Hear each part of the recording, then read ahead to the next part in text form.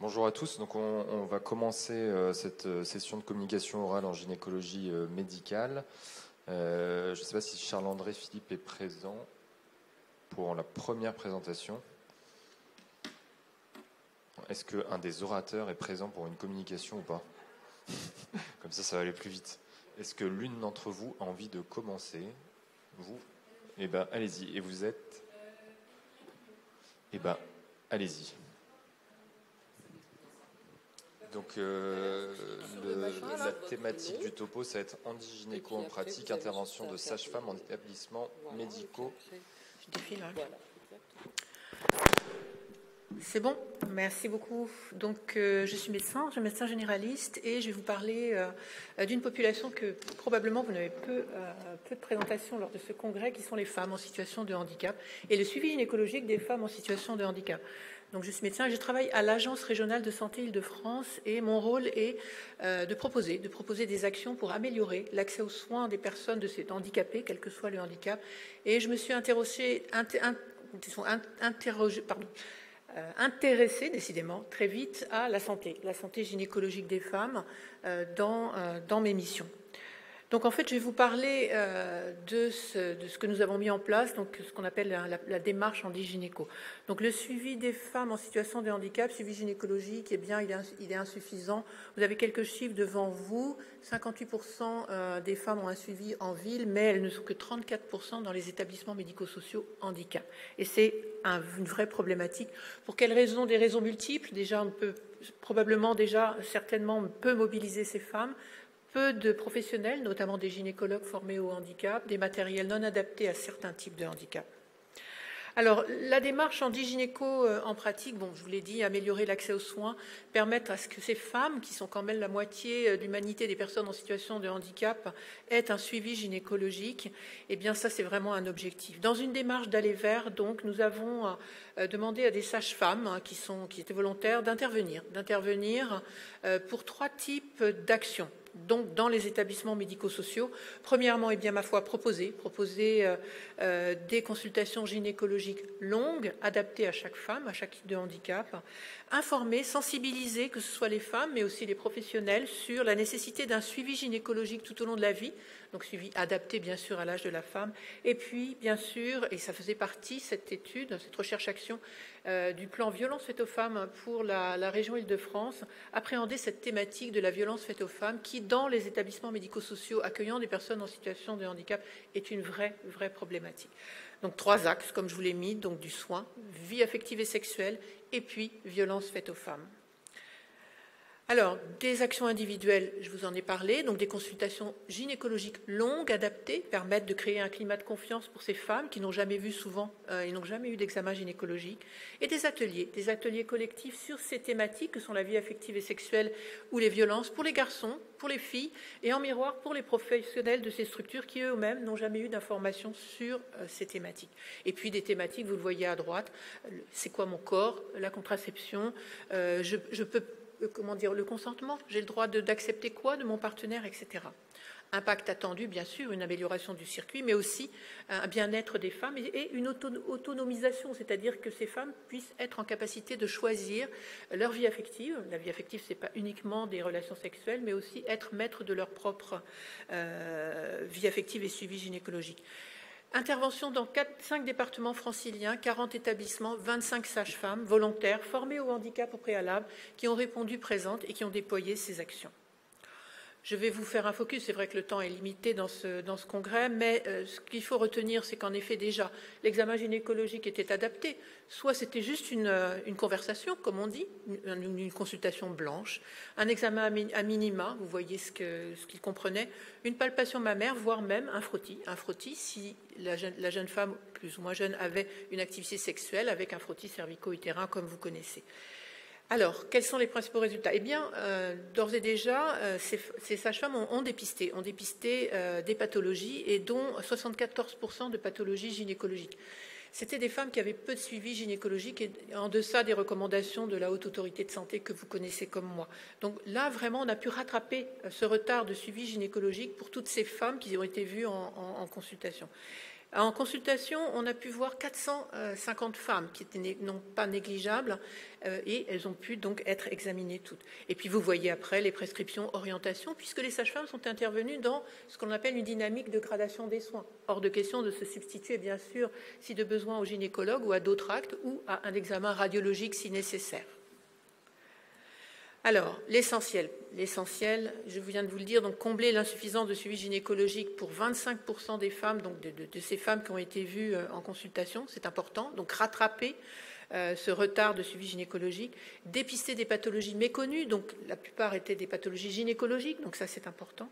Et puis ce qui était intéressant aussi, c'était la catégorisation de ces femmes en fonction de leur profil gynécologique, selon le type d'établissement, le handicap, leur suivi gynécologique antérieur. Et ça, pour nous, dans cette recherche-action, c'était intéressant pour, entre guillemets, ne pas perdre de temps. Pouvoir orienter en fonction du profil, soit la femme vers, bien sûr, l'intervention de la sage-femme qui va venir dans l'établissement, soit l'orienter vers la PMI, le gynécologue libéral, en fonction de son profil. Ça, c'est intéressant. Alors, insuffisance, besoin général d'information, de formation sur la vie affective et sexuelle pour toutes les personnes en situation de handicap, et puis les professionnels. Beaucoup de tabous, de représentation dans les établissements sur ce qui est possible. On est handicapé, mais on n'a pas droit à une vie affective, ni sexuelle, ni quoi que ce soit. Donc, il n'y a pas de suivi gynécologique ou très peu. Donc, ça, c'est une vraie interrogation. Les violences, je vous en ai parlé au début de cette intervention. Oui, les violences, c'est on va dire un fléau, si je peux m'exprimer ainsi. Mais néanmoins, les sages-femmes, chez 25% des femmes qui étaient vues en consultation, elles ont dépisté des violences. Et là, elles ont pu mettre en place, avec les établissements médico-sociaux, les démarches qu'il fallait. Paradoxalement, les violences sexuelles étaient très très bien prises en charge. Mais les violences physiques, verbales, les violences autres, eh bien non. Donc là, il y a eu un suivi. Donc l'intervention de ces sages-femmes, qui pour nous était important de trouver un effecteur, compte tenu des difficultés de déplacer ces femmes notamment, c'est une réelle avancée pour permettre à cette population de bénéficier d'un suivi gynécologique tout au long de la vie. Alors qu'est-ce qu'on va en faire ? Qu'est-ce qu'on fait de cette recherche-action ? En fait, cette recherche-action, elle a été retenue par le secrétariat général des ministères sociaux, par Madame Cluzel, qui est la secrétaire d'État chargée du handicap, et intégrée comme une mesure intéressante compte tenu de la méthodologie et des données probantes que nous avons générées dans la stratégie nationale santé sexuelle qui a été publiée en décembre dernier. En Île-de-France, Bretagne et Normandie, cette intervention de sage-femme va faire l'objet d'un déploiement cette année avec des budgets nationaux. Qui dit budgets nationaux, c'est des budgets de la sécurité sociale, donc c'est la loi de financement de la sécurité sociale. Donc oui, une démarche qui va nous permettre, donc c'est cette recherche-action débouche sur une amélioration du suivi gynécologique à court, moyen et long terme pour cette population dans ces établissements. L'année prochaine, généralisation à toutes les autres régions de France et aux territoires ultramarins. J'ai déjà eu ma collègue de Martinique qui est très intéressée en conférence téléphonique pour cette généralisation de cette méthode qui, comme vous l'avez compris, fait intervenir des sages-femmes pour une action globale vis-à-vis des femmes en situation de handicap, donc des consultations, et vis-à-vis aussi des professionnels. Un même professionnel qui connaît la population et qui va permettre justement d'assurer un suivi, puisque ces sages-femmes sont libérales et elles travaillent sur le même territoire géographique que les établissements médico-sociaux qui accueillent ces femmes en situation de handicap. Voilà, dans le temps imparti, je pense que j'ai fait un bon résumé. Donc moi, je suis médecin et comme vous l'avez compris, je m'occupe du handicap à l'Agence régionale de santé Île-de-France et je suis à votre écoute si vous avez des interrogations ou des questions. On vous fait ça à la fin ou... Peut-être qu'on va faire ça maintenant parce que les sujets sont tellement différents les uns des autres. Ils sont très différents, oui, j'ai vu sur le programme, oui. Est-ce que dans l'Assemblée, quelqu'un a des questions à poser sur ce sujet ? Très particulier. Assez particulier. Eh oui. Et moi, j'ai une interrogation, c'est pour mettre en place des projets comme ça, c'est quand même un gros travail initial. Oui. Comment avez-vous réussi à trouver les financements initiaux ? Oui. Parce que là, on voit qu'après, la machine déroule et que finalement, ça se généralise et que c'est un plan d'action qui marche et c'est très bien. Alors, le plus dur, c'est pas trouver les fonds pour expérimenter. La méthode, en tout cas pour nous, c'est toujours expérimenter quelque chose qui nous semble, avec un protocole qui nous semble pertinent. Donc, on s'est entouré de gynécologues, bien sûr, pour valider le protocole scientifique. Trouver les fonds, ce n'était pas très cher. Ça m'a coûté 300 000 €, ce qui n'est pas énorme en termes d'expérimentation. Le plus difficile après, c'est convaincre, c'est le plaidoyer. C'est aller convaincre les pouvoirs publics que c'est intéressant. Donc, moi, j'ai eu la chance je connaissais Sophie Cluzel et je l'ai réussi à la faire venir sur un site à Carrières-sur-Seine où était déployée l'action. Et elle a vu, puisqu'en fait, il y a des mesures pour la santé sexuelle, le suivi gynécologique des femmes en situation de handicap au niveau du gouvernement, ça bouge. Et elle a vu que c'était une méthodologie en termes d'opérabilité qui répondait à ses objectifs stratégiques, pour elle, d'améliorer la santé gynécologique, la vie affective et sexuelle. Ils ont droit à une vie affective et sexuelle de cette population. Donc c'est ça qui est plus difficile. Et on y a réussi, mais ça demande beaucoup d'énergie. Ouais. Et à trouver aussi les professionnels de santé peut-être qui s'occupent de ces patientes, parce que finalement c'est un soin qui est très particulier et un abord qui peut être particulier de la patiente. Alors oui. Donc, et non. Une certaine sensibilisation à la pathologie. Alors, les sages-femmes qui sont intervenues ont été formées au handicap. On a imaginé, créé, élaboré une formation sur 3 jours pour ces sages-femmes qui toutes, bien sûr, sont diplômées, mais aussi ont maintenant le DU de gynécologie que vous connaissez bien sûr mieux que moi. Elles ont été formées et elles ont été coachées, accompagnées. C'est-à-dire que c'est quoi le secteur médico-social? Arriver dans un établissement médico-social où vous n'y êtes jamais rentré, c'est difficile. Donc, elles ont été accompagnées tout au long de leur intervention. Les outils. Vous avez Coactis à l'entrée, Santé BD qui propose des outils aussi pour vulgariser l'information pour ces jeunes femmes qui ne connaissent rien à leur corps, etc. Donc tout ça, ça a été mis en place. Et l'Ordre national des sages-femmes. Et la nouvelle présidente de l'Ordre national des sages-femmes, Isabelle de Rédinger, est bien sûr est partie prenante et a bien compris que c'était une évolution. Donc derrière, elle-même m'a dit, lors d'une réunion, quand je l'ai rencontrée, elle me dit, mais il faut former très en amont, on en a pour 4 ans. Parce que là, on va modéliser, on va déployer en Île-de-France, il y a 300 presque établissements. Elle me dit, mais il faut former, c'est sur 4 ans, donc il faut former très en amont dans les écoles de maïeutique les jeunes filles au handicap. Et cette profession, jeunes filles et jeunes hommes maintenant, les garçons sont moteurs et sont volontaires. Ils veulent être formés, ils veulent aller vers le handicap. Donc on a quand même une évolution sociétale, je dirais, par rapport à cette population, qui pour nous est aussi rassurante, parce que c'est vrai que dépister des cancers gynécologiques tardifs dans ces populations, ou des cancers du sein, c'est compliqué après pour la prise en charge. Donc la réponse, elle est oui. Mais le plaidoyer vis-à-vis des autorités et des autorités de tutelle, c'est là où c'est le plus difficile. Modéliser, étendre et trouver les budgets, mais on les a trouvés. Oui. Voilà. Alors, moi, j'ai 2 questions. La première, dans vos résultats, vous rapportez différents types d'examens en mettant consultation blanche, etc. Alors la question, est-ce que ce type d'examen a une relation avec le type de handicap? Oui, tout à fait. La sage-femme s'est adaptée d'abord au handicap de la personne en situation de handicap, mais aussi à ce qu'elle voulait. Si la femme handicapée ne voulait pas être examinée, c'était un examen à minima, donc de regarder les organes génitaux externes, etc., ou simplement une discussion longue, d'échange, de mise en confiance, etc. Oui, et en fonction du handicap, les outils étaient différents. Je me souviens à Carrières-sur-Seine, il y avait des déficients intellectuels, il y avait des trisomiques, il y avait des 10 non communicants. Donc elles se sont adaptées. En lien avec les professionnels, évidemment. Certains sont accompagnés de leur éducateur pour traduire le langage, puisqu'il y a d'autres modalités de langage, bien sûr, alternatifs. Donc oui, et l'examen a été adapté. Pas de spéculum. Et dans un établissement, je me souviens, c'était dans le Seine-Saint-Denis, un médecin il ne voulait absolument pas qu'on vienne intervenir ni mettre en place ce suivi.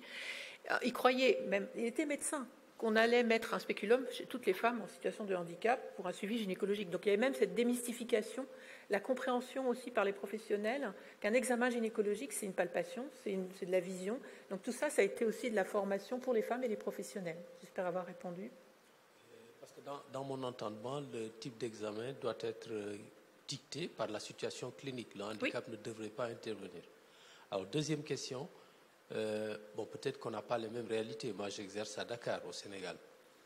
Alors, est-ce que le fait de créer des structures destinées exclusivement ou en majorité à la prise en charge de ces handicaps ne risque pas de créer une stigmatisation? Parce que lorsqu'on est professionnel de la santé, on doit être outillé pour prendre en charge les personnes qui n'ont pas de handicap, mais également pour prendre en charge les personnes qui ont un handicap. Est-ce que ça ne risque pas de créer une stigmatisation?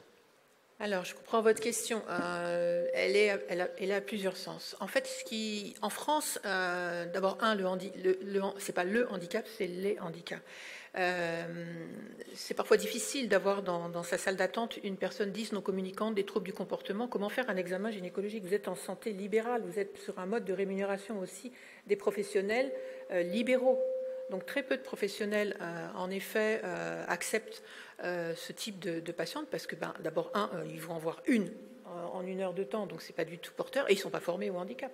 Comment se former? Donc ça, c'est compliqué. Après, les établissements médico-sociaux sont financés avec un forfait soins qui permet justement d'apporter au mieux une prise en charge, qu'elle soit éducative ou du soin, pour l'ensemble de cette population. Vous avez des établissements plus pour autistes où on a aussi un environnement. On ne mettra jamais des murs de ce type-là pour un autiste. Donc tout ça aussi, ça fait partie de la prise en charge au mieux de ces types de populations. Ils sont nécessaires. Mais la stigmatisation, non. Par contre, j'insiste juste là sur le fait que la démarche d'aller vers, elle a été intéressante parce qu'on a les femmes et les jeunes filles, parce qu'il y avait aussi des jeunes filles, elles ont été rassurées. Elles étaient dans leur chambre et elles ont pu faire les sages-femmes des frottis en position latérale, etc. Il n'y a pas besoin de table gynécologique. Vous voyez, elles se sont adaptées aussi à l'environnement des femmes. C'est bon? Merci pour votre intervention. De rien, avec plaisir. Du coup, on va passer au premier topo.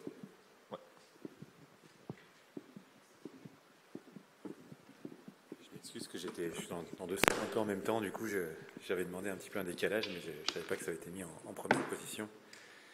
Donc je m'excuse pour ceux qui... Donc du coup je vais parler de choses un peu différentes, mais c'est le principe. Moi j'ai parlé d'endométriose et en particulier de l'évaluation d'un programme de e-learning pour le diagnostic par voie échographique des lésions d'endométriose recto-sigmoïdienne en utilisant la préparation digestive avec contraste intrarectal. Donc c'est le projet de thèse de Célia Bottero, qui est assistante au CHU de Nice et qui n'a pas pu être ici avec nous pour présenter sa thèse, dont j'étais le directeur.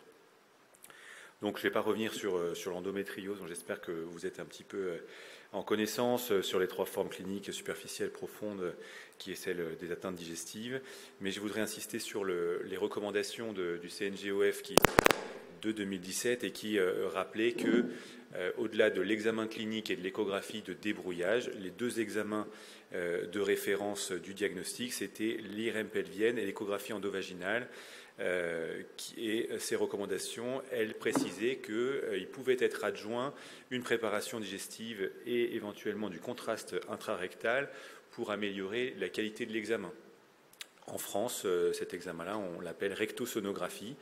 Et donc ça, je voulais vous montrer un petit peu comment ça se passait. Quand on met un petit peu d'eau comme ça dans le rectum, je ne sais pas si vous voyez la flèche, voilà, ça permet de bien voir les différentes couches de l'intestin normal ici, et éventuellement, quand la couche de la musculeuse, qui est cette ligne hypogastrique, hypoéchogène, de la musculeuse devient plus épaisse, c'est qu'il y a une lésion d'endométriose au niveau rectal. Donc, dans la biblio, il y a la notion, dans les recommandations, il y avait la notion d'expertise qui était mise en avant. L'échographie pelvienne, elle doit être réalisée par un expert, pour ne pas être simplement l'échographie débrouillage des urgences, elle doit être réalisée par un expert en endométriose. Mais ça, pour être un expert, il faut avoir une formation, il faut qu'elle soit reconnue, il faut qu'elle soit évaluable. Et donc, il y a besoin de formation et d'évaluation pour cette expertise. Il y a des études sur les programmes de formation de l'échographie d'endométriose profonde, mais elles sont toutes sur des effectifs très réduits avec des maximums de 4 participants. La compétence n'est pas toujours acquise et ces formations sont généralement en présentiel. Nous, on a fait aussi ce travail en plein milieu du Covid, donc la question du distanciel était aussi un petit peu au cœur de la réflexion. Donc l'idée, c'était de créer un programme de e-learning et puis d'évaluer son efficacité pour essayer de permettre aux participants de s'améliorer, d'améliorer leurs compétences dans le diagnostic de l'endométriose en échographie. Donc le principe, c'est de créer une vidéothèque de 25 books vidéo, 25 parce qu'en fait on a déjà fait une étude dans le service qui montrait que c'était normalement ce qu'il fallait comme courbe d'apprentissage pour pouvoir diagnostiquer l'endométriose avec la rectosonographie. On a pris 12 examens normaux, 13 examens pathologiques avec des atteintes à différents niveaux de l'intestin, et puis il y avait une atteinte isolée des ligaments utérosacrés. Il y avait un petit questionnaire qu'on réalisait donc en pré-test pour savoir leur niveau de base, avec à chaque fois la même question: est-ce que la rectosonographie est normale? Oui, non. Si c'est non, eh bien, il devait préciser: est-ce que vous voyez une atteinte rectosigmoïdienne? Oui, non. Si vous la voyez, à quelle hauteur elle est? Et est-ce que vous voyez aussi une autre atteinte postérieure du torus ou des ligaments utérosacrés et ou du vagin?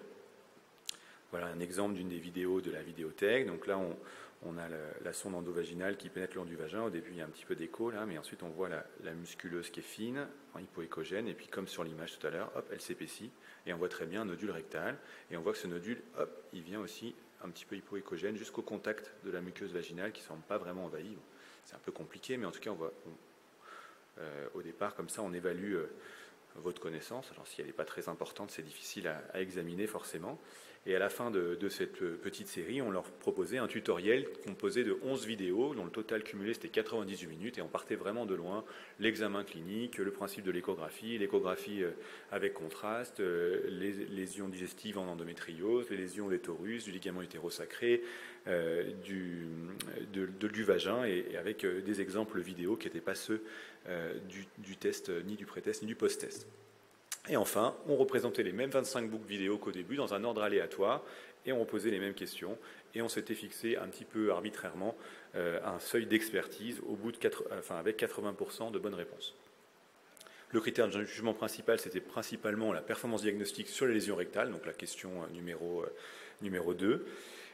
Et puis on regardait également les performances diagnostiques globales pour l'ensemble des questions, la présence d'une atteinte des ligaments utérosacrés, des atteintes vaginales, la hauteur des lésions, les facteurs qui influençaient ces résultats.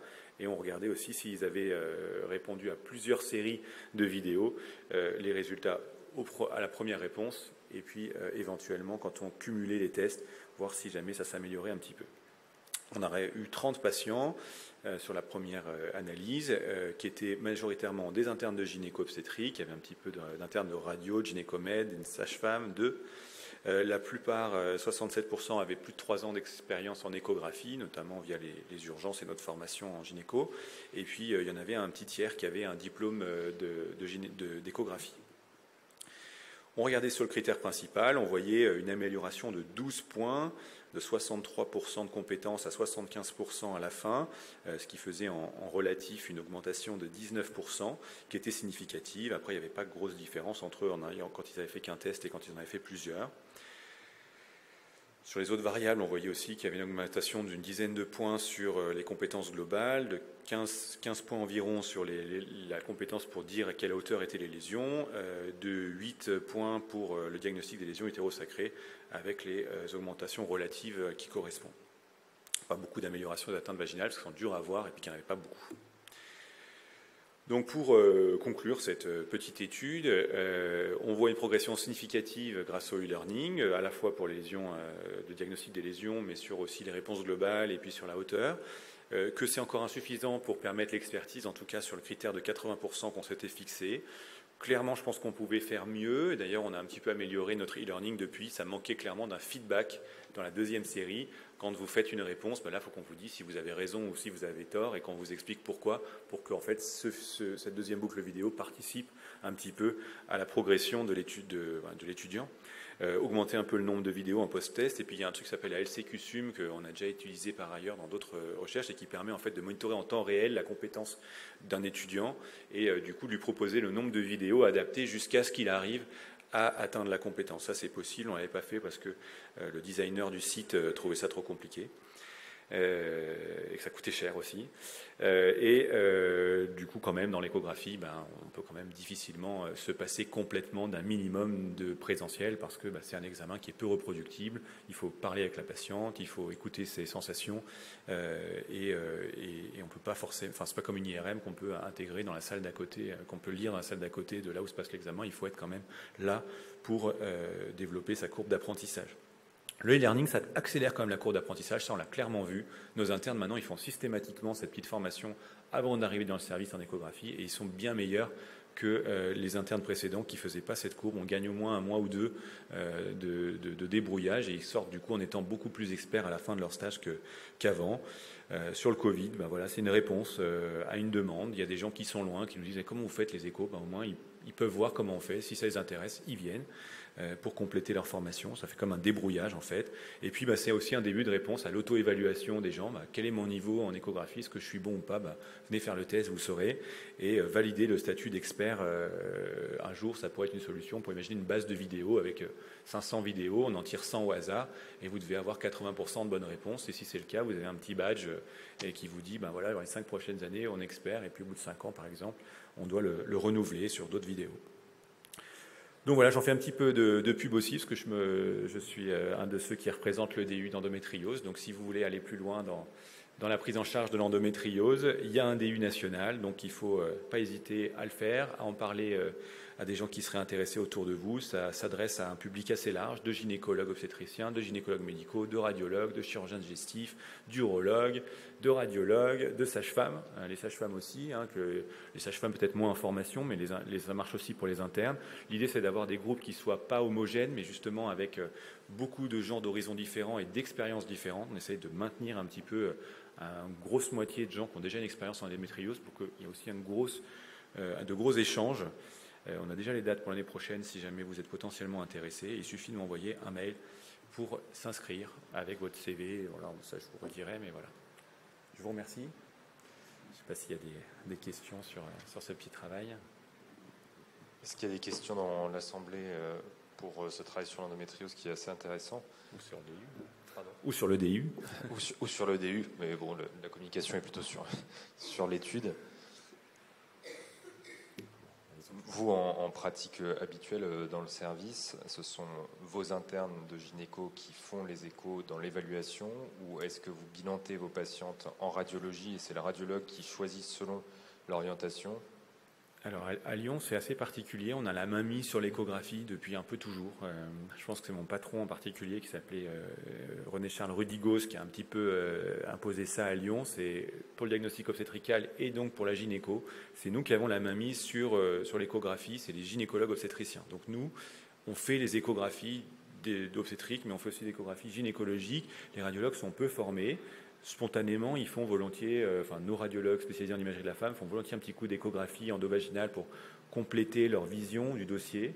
Mais nous, on fait systématiquement à toutes nos patientes qui consultent pour suspicion d'endométriose une échographie endovaginale. Alors, pas forcément une rectossonographie s'il n'y a vraiment pas de symptômes digestifs. Mais donc, on est vraiment très complémentaires et souvent, on fait quand même les deux examens et en RCP, on présente les deux examens. Et parfois, on a plus raison que l'IRM, et puis parfois, c'est l'inverse. Et donc, voilà. Et puis pour le chirurgien, ça nous permet quand même d'avoir une vision très précise de ce vers quoi on va, voilà, de se donner nous-mêmes les moyens de bien comprendre l'imagerie. C'est une spécificité un peu lyonnaise. Les radiologues parfois nous disent il faudrait qu'on voit quand même en écho, et ça touche par exemple, typiquement celle où on est bon, c'est il y a une vraie lésion, on la voit au niveau du torus, elle touche le rectum.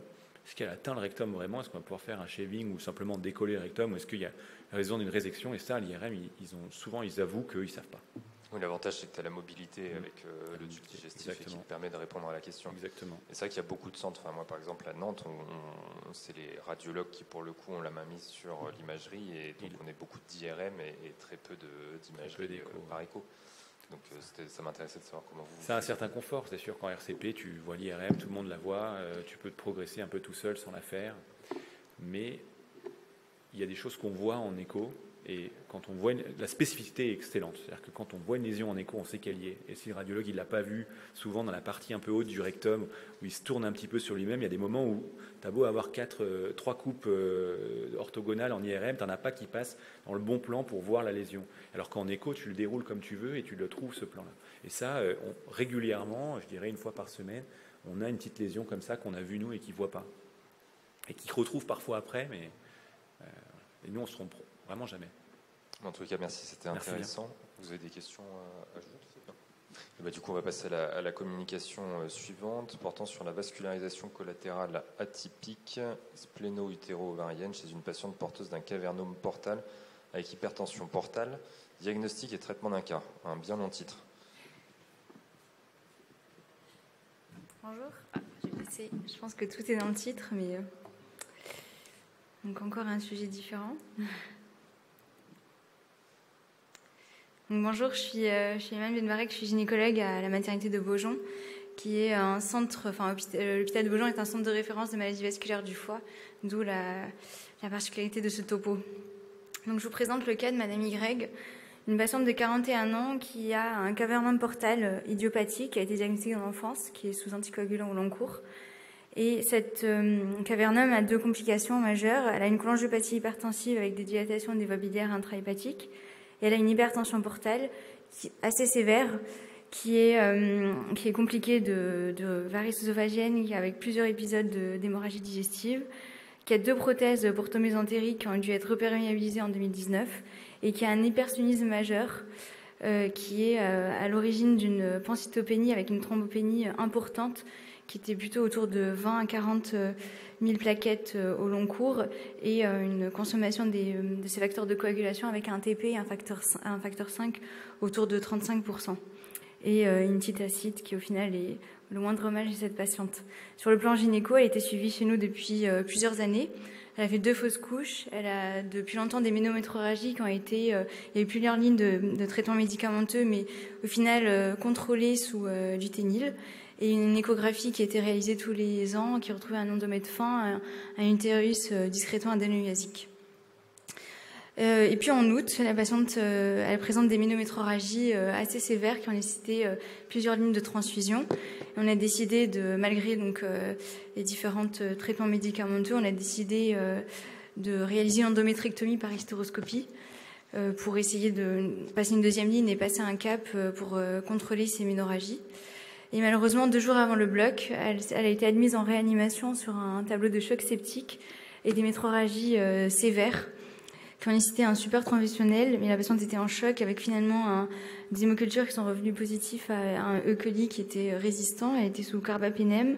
Et on a fait un scanner injecté qui a retrouvé donc une obstruction de son stent pour thomie entérique et surtout une volumineuse une circulation collatérale qui n'était pas décrite avant entre la veine splénique et tout le système para-utérin en passant par la veine ovarienne. Donc, je vous montre les images. Donc, globalement, on a... Je sais pas si on voit, ouais.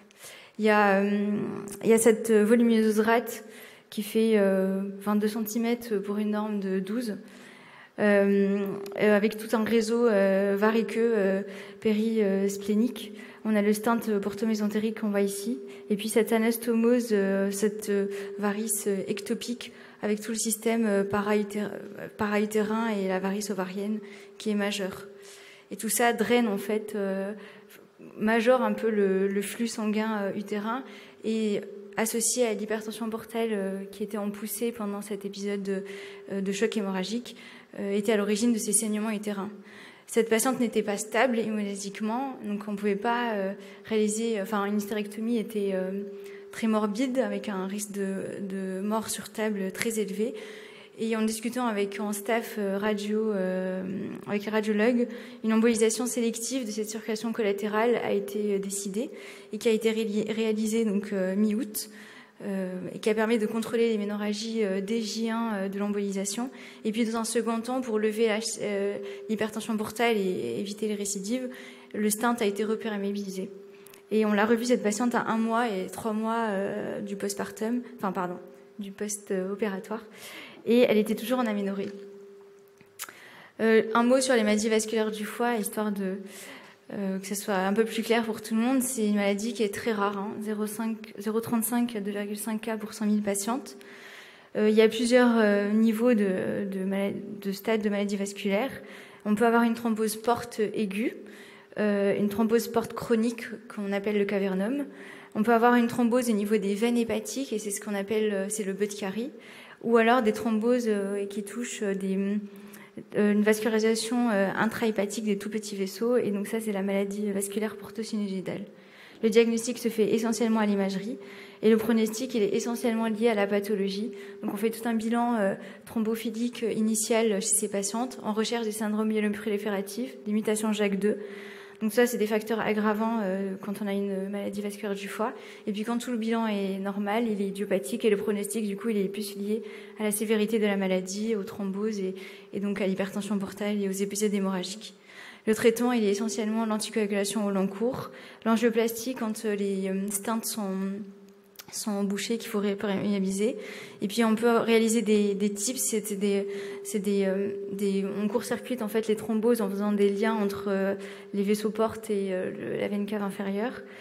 Et dans le stade final, on peut aller jusqu'à faire une transplantation hépatique.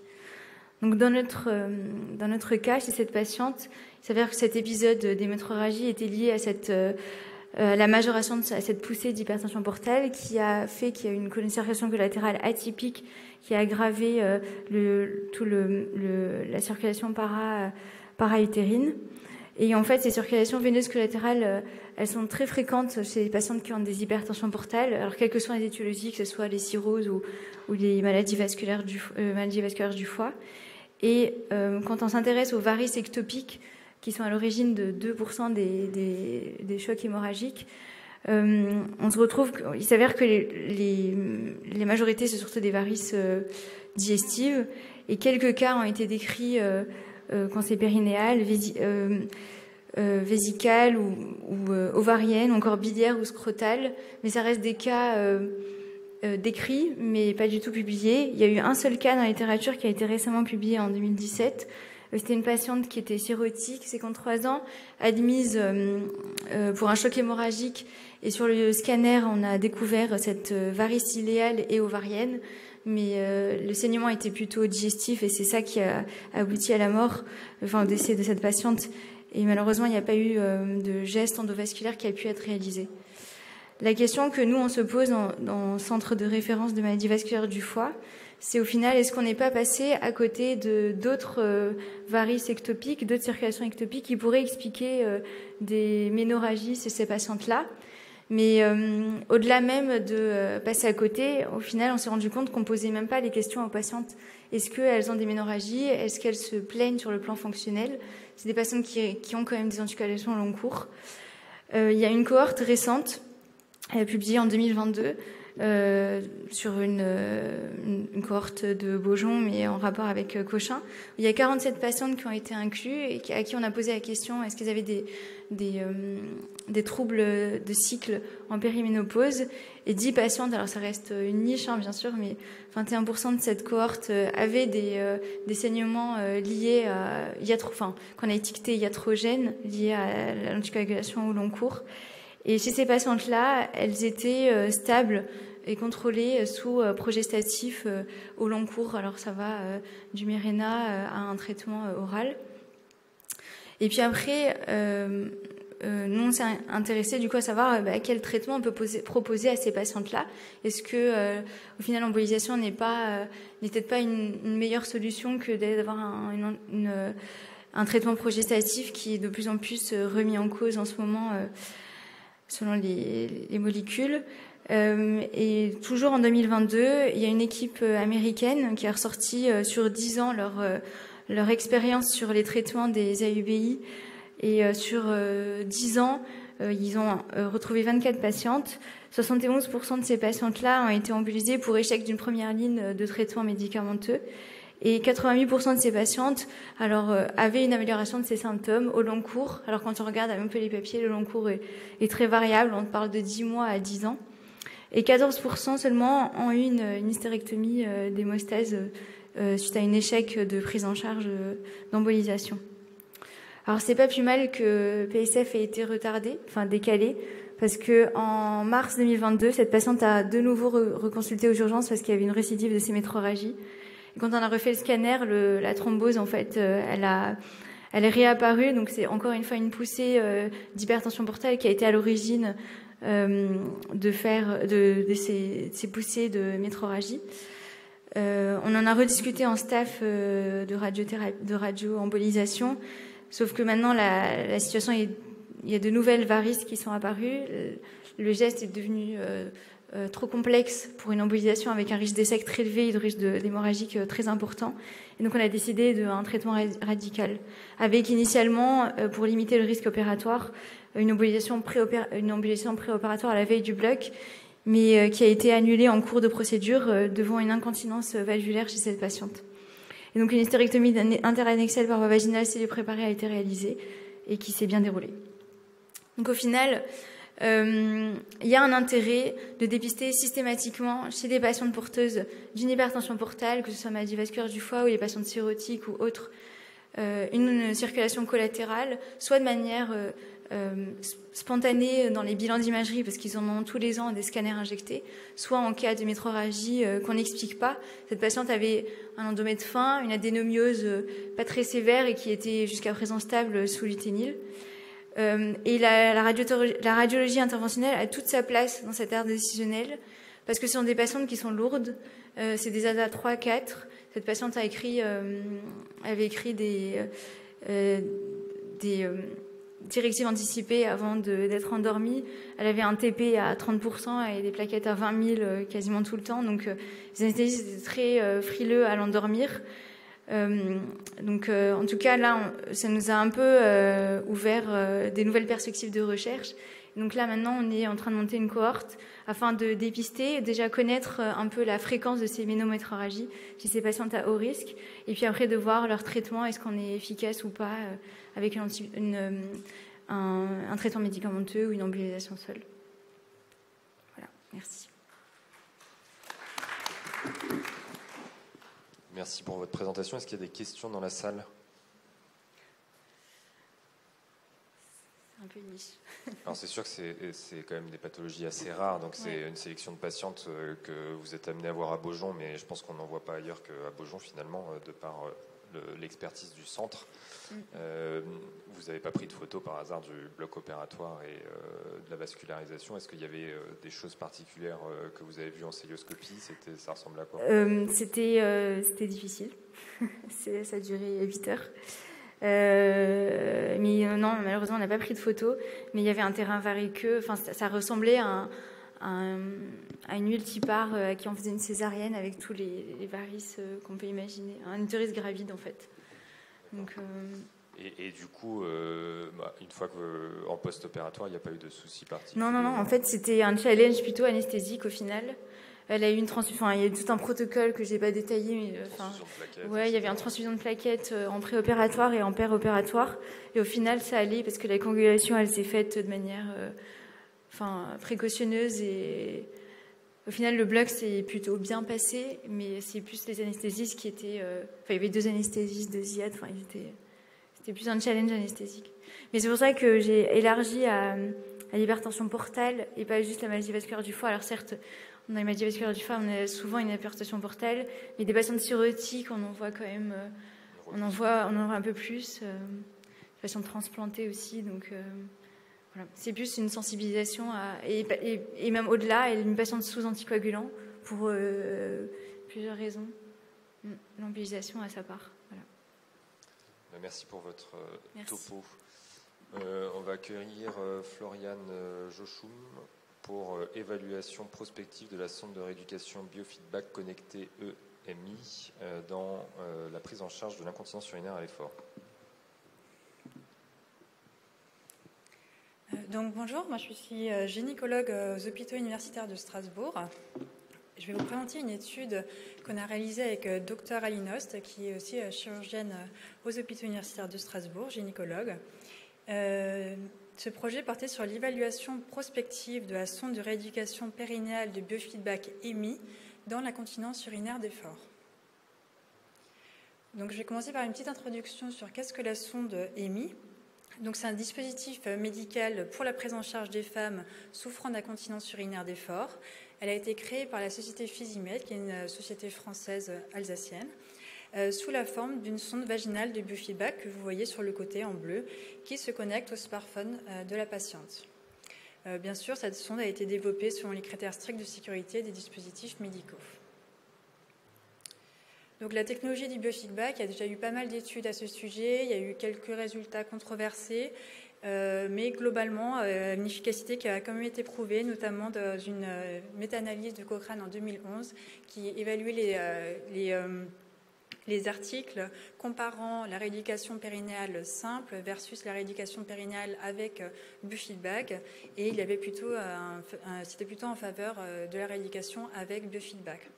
Alors pourquoi ? On dit que ça peut être dû à une approche qui est ludique, qui permet donc de motiver la patiente, de favoriser son implication. Ça permet une rééducation à domicile. C'est une solution qui est facile d'utilisation avec souvent une solution sans fil, et ça utilise des protocoles médicaux validés. Je vais vous présenter une petite vidéo, une première vidéo sur donc cette sonde de rééducation EMI. Donc c'est une sonde qui est connectée grâce à Bluetooth à une application mobile sur votre smartphone. Il y a une partie intravaginale qui a des capteurs qui permettent de capter les contractions, et une partie externe avec le transmetteur Bluetooth. Il y a un boîtier de recharge et il y a une forme resserrée qui permet son insertion facile en intravaginal. Donc la patiente insère la sonde en intravaginal, ça se connecte directement à l'application. Et après, la patiente va pouvoir voir en direct ses contractions sur son application avec des exercices variés et ludiques.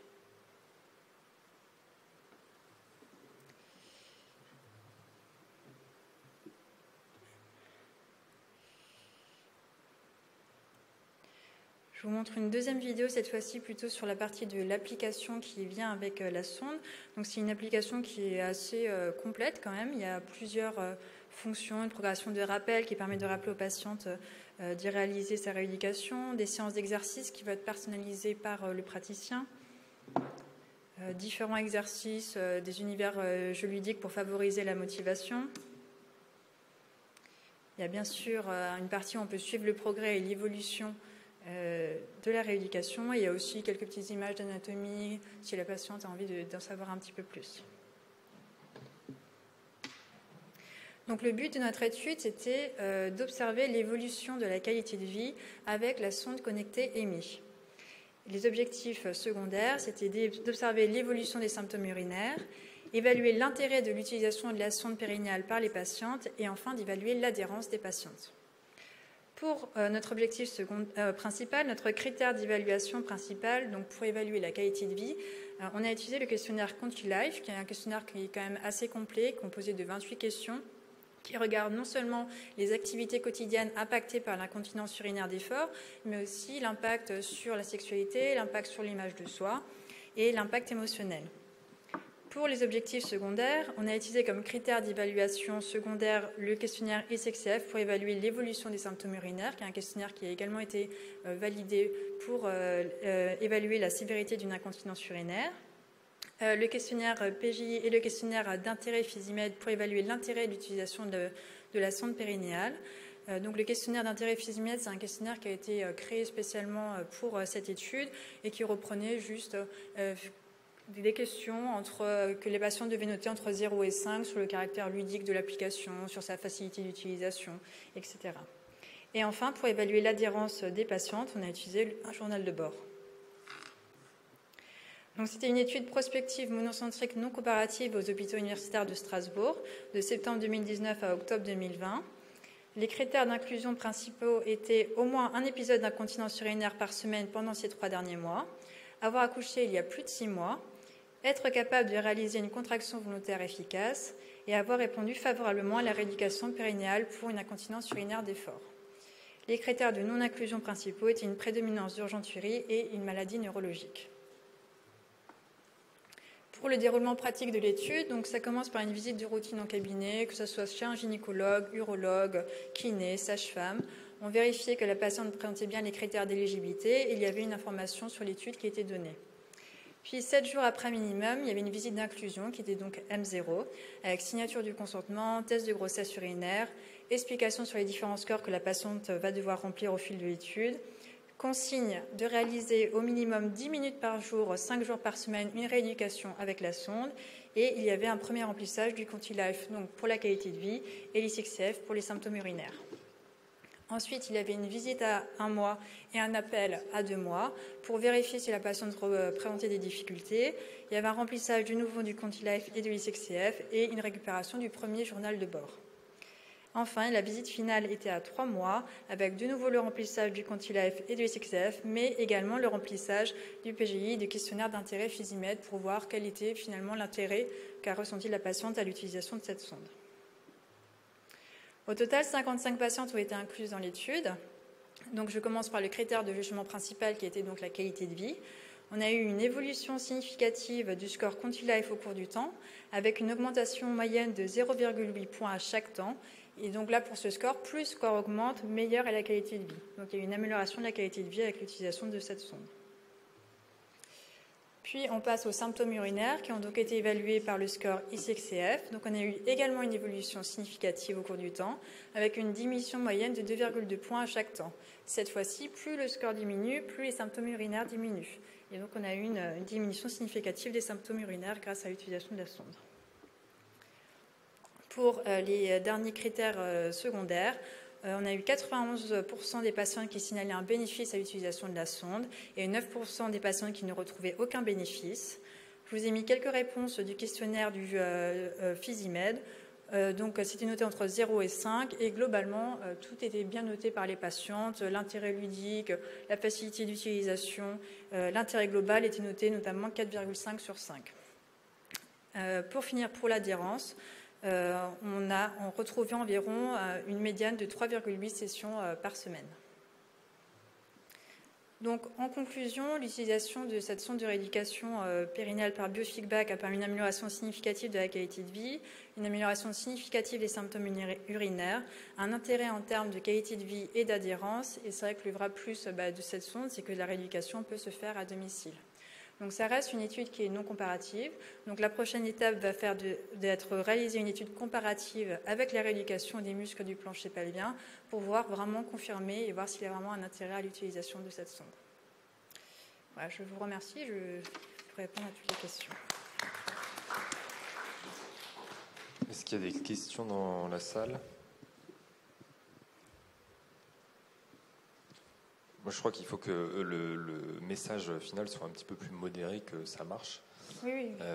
Parce que tu l'as très bien dit dans les méta-analyses de Cochrane, ce qui a montré son efficacité, quand vous regardez les études sur le biofeedback seul, ça ne marche pas. C'est pas quelque chose qui marche.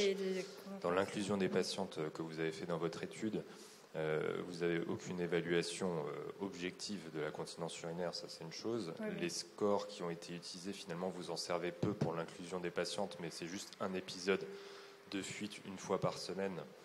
On n'a pas plus de sévérité, on ne sait pas quelle est l'importance des fuites. Je trouve que le descriptif des patients doit probablement, pour votre future étude, être nettement plus précis. Tout à fait, on n'a pas de notion de quand est-ce qu'était la dernière séance de rééducation périnéale avec l'apprentissage de l'anatomie. Il y a beaucoup de flou dans l'étude. Oui, tout à fait. C'était vraiment une étude préliminaire qui nous permet ensuite de faire l'étude d'après. Et clairement, c'est aussi une population qui est très sélectionnée. Bien sûr, il faut un smartphone, il faut être capable de l'utiliser. C'était des patients plus jeunes.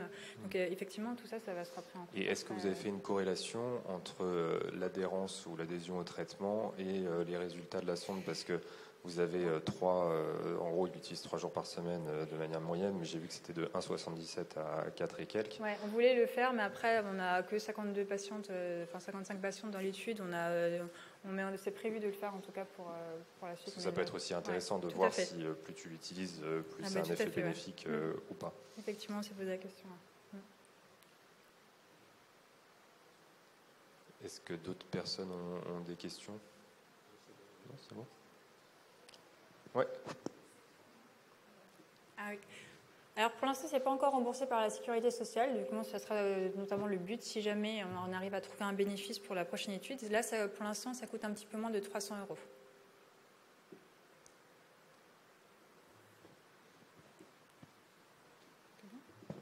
On va passer, merci beaucoup. On va passer à la prochaine présentation qui va porter sur l'évaluation du préjudice sexuel en expertise médicale chez les femmes.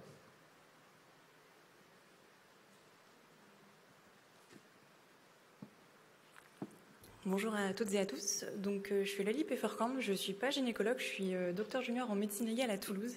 Et donc, c'est pour ça qu'aujourd'hui, on va parler un petit peu d'expertise en dommages corporels et notamment d'évaluation du préjudice sexuel.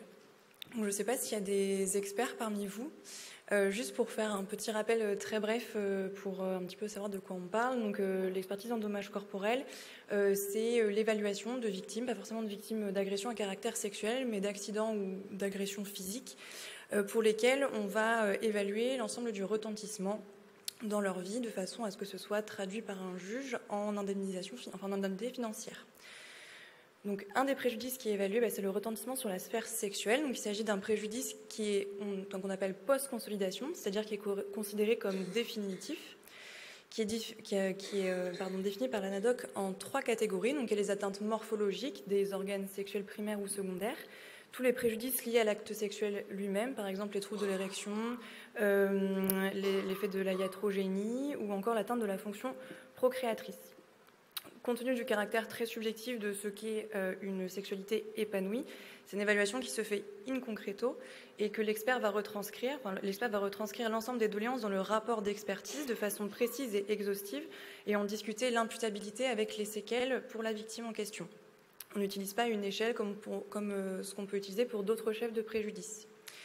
L'expert pourra éventuellement solliciter un avis-sapiteur sexologue et il pourra recueillir les doléances du ou des partenaires afin d'étayer les doléances de la victime.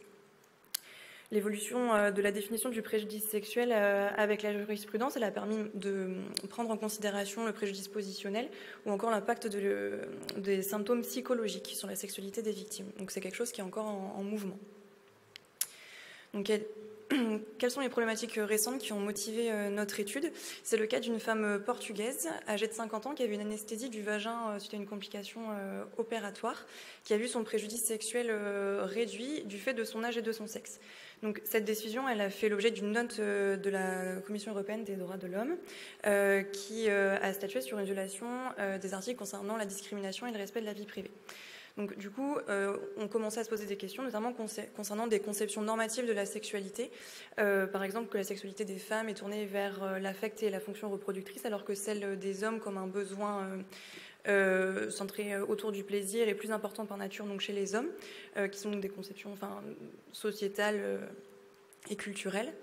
Et en fait, les questions qui commencent à apparaître, c'est qu'il n'y a pas de raison que ces conceptions-là, elles s'arrêtent nécessairement aux portes de l'expertise. Et ça transparaît dans les barèmes indicatifs de déficit fonctionnel permanent. Donc le déficit fonctionnel permanent, c'est un pourcentage qui permet de quantifier en gros la gêne fonctionnelle pour une victime. Donc il y a des barèmes, ça ne se fait pas au dos mouillé, il y a des barèmes qui permettent, en fonction de telles lésions, d'avoir une idée du pourcentage sur lequel on peut statuer. Et donc dans la plupart des barèmes, les organes génitaux féminins ne sont représentés que par les organes reproducteurs, donc utérus, ovaire. Il n'est jamais ou quasiment jamais fait notion du vagin, de la vulve ou du clitoris, alors qu'une amputation de la verge, ça peut représenter entre 20 et 50% de déficit fonctionnel permanent. Donc les objectifs de notre étude, c'était de déterminer s'il existait des différences dans l'indemnisation du préjudice sexuel entre les hommes et les femmes et quels facteurs influençaient cette indemnisation. Donc pour ce faire, on s'est appuyé sur des arrêts de jurisprudence. Donc ce ne sont pas des rapports d'expertise, ce sont des arrêts de jurisprudence qu'on a retrouvés essentiellement sur la plateforme en ligne Légifrance, qui sont anonymisés, qui ont été recueillis entre 2012 et 2021 de façon rétrospective. Ça nous a permis d'inclure 117 victimes. On a recueilli différentes variables, donc le sexe de la victime, l'âge, donc le taux de déficit fonctionnel permanent, que je vais appeler DFP, le montant de l'indemnisation du préjudice sexuel et une variable qu'on a calculée, qu'on a appelée le taux d'indemnisation, qui correspond donc à l'indemnisation divisée par le taux de déficit fonctionnel permanent. Vous comprendrez pourquoi est-ce qu'on a eu besoin de cette variable un peu plus tard. On a aussi catégorisé le préjudice sexuel de façon à voir pour quelles raisons les victimes étaient indemnisées pour leur préjudice sexuel. Et donc, on a dégagé 10 catégories en se basant sur la définition de l'ANADOC. Par exemple, le préjudice sexuel global, c'est une atteinte globale de l'ensemble. La victime n'avait plus accès à aucune sexualité. Préjudice fonctionnel, c'est une gêne liée à l'atteinte d'un organe somatique non sexuel, l'atteinte d'organes, donc l'atteinte morphologique, les douleurs qui représentaient les érections douloureuses et les dyspareunies, ou encore les troubles psychiques, donc là, qui là étaient des diminutions de la libido, secondaires à des symptômes psychologiques qui n'étaient pas expliqués ni par une lésion somatique, ni par un traitement médicamenteux. Par exemple, un état dépressif caractérisé, un état de stress post-traumatique ou une image dévalorisée du corps. Donc, dans nos 117 victimes, on avait 72 hommes et 45 femmes qui avaient un âge moyen de 37 ans environ. Le DFP moyen était de 50% environ et l'indemnisation moyenne de 17 000 €. On a pu catégoriser 88% de nos arrêts avec les catégories fonctionnelles et globales qui représentaient 2/3 des victimes et la catégorie qu'on trouvait en 3e position, c'était les troubles psychiques. Donc, concernant nos montants d'indemnisation, on s'est rendu compte qu'il y avait une différence significative, que les hommes étaient significativement mieux indemnisés que les femmes et que les hommes avaient également des taux de DFP significativement plus élevés que ceux des femmes. Donc c'est pour ça qu'on a utilisé en fait la variable taux d'indemnisation qui nous permet de corriger notre indemnisation par rapport au DFP. Donc elle nous permet de considérer les victimes à DFP égaux et quand on considère les victimes à DFP égaux, en fait il n'y a pas de différence significative dans les montants d'indemnisation. On a aussi regardé l'influence de l'âge. Donc, il y a une diminution significative des montants d'indemnisation avec l'avancée en âge pour les hommes et pour les femmes. Et on a fait des recherches de points de rupture qui correspondent en fait au point, du coup, à l'âge auquel on a un infléchissement significatif dans la décroissance de cette courbe. Et donc, cet infléchissement, il survient aux alentours de 51 ans pour les hommes et de 40 ans pour les femmes. On a fait exactement les mêmes analyses avec le déficit fonctionnel permanent, qui, lui, quand il augmente, entraîne une augmentation des montants d'indemnisation. Et de la même façon, là, on a une augmentation franche qui se fait à partir de 56% de DFP chez les hommes.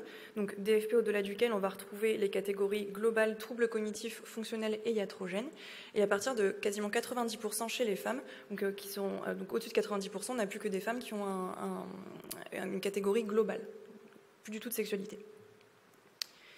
Concernant l'influence des catégories de préjudice sexuel, on avait une différence significative uniquement pour la catégorie globale qui était plus représentée chez les hommes. Après, on voit quand même que dans les troubles psychiques qui sont tout à droite sur le bar plot, on a quand même un nombre plus important de femmes. La catégorie iatrogène n'était représentée que chez les hommes. Et pour chaque catégorie, on n'avait pas de différence dans les montants d'indemnisation par catégorie entre les sexes. On a étudié la répartition des catégories, des sexes par catégorie. Donc ça, c'est le graphique de droite, en fonction de l'indemnisation, donc qui est en ordonnée, et du DFP en abscisse. Et se dégagent deux tendances. Donc on voit que pour la catégorie globale, c'est essentiellement des hommes avec beaucoup de DFP et des indemnisations plus hautes, alors que pour les troubles psychiques, c'est essentiellement des femmes qui ont peu de DFP et des montants d'indemnisation faibles. Donc, ce qu'on peut dire, c'est qu'il n'y a pas de différence dans les montants d'indemnisation à DFP égaux. Le fait que que les hommes soient mieux indemnisés, si on considère que l'indemnisation s'explique par le fait qu'ils aient des DFP plus importants, étant donné que plus les séquelles sont importantes, forcément plus le retentissement sur la vie sexuelle va être important. Ça peut aussi expliquer le fait qu'il y ait plus d'hommes dans la catégorie globale, étant donné que si on a un DFP plus important, on peut aussi ne plus avoir de sexualité du tout. Et à l'inverse, bien que la différence ne soit pas significative, on a plus de femmes dans la catégorie troubles psychiques. Donc on peut se demander s'il n'y a pas une catégorisation facilitée des femmes dans les troubles psychiques. Alors déjà d'une part parce que peut-être qu'il n'y a pas grand-chose de plus à se mettre sous la dent étant donné qu'elles ont des DFP qui ne sont pas très élevés. Ou alors éventuellement parce qu'il y a une pudeur de l'expert ou de la victime à exprimer clairement cette doléance sexuelle, par exemple une gêne positionnelle, une gêne pour certaines pratiques.